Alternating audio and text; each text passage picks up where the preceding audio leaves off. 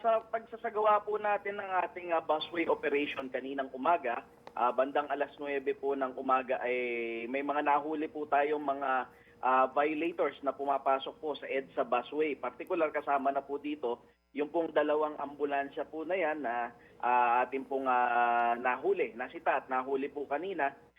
Yun nga lang po, dahil nga po yung isang ambulansya po ay kinagulat din po namin nung makita po namin yung kanyang setup o yung seating configuration po dun sa loob mismo ng sasakyan.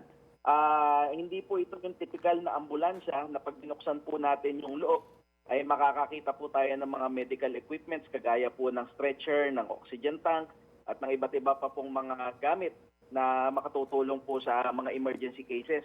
Bagkus ang nakita po namin ay mga upuan na yung normal na seating configuration po ng isang ordinaryong van. Yung po yung nasa loob ng ating napara. Kaya ito po ay naging palaisipan sa amin po kung bakit po ganoon yung kanyang pagkakaayos ng sasakyan. Bagamat meron po siyang body markings na ambulansya at may blinker at may sirena.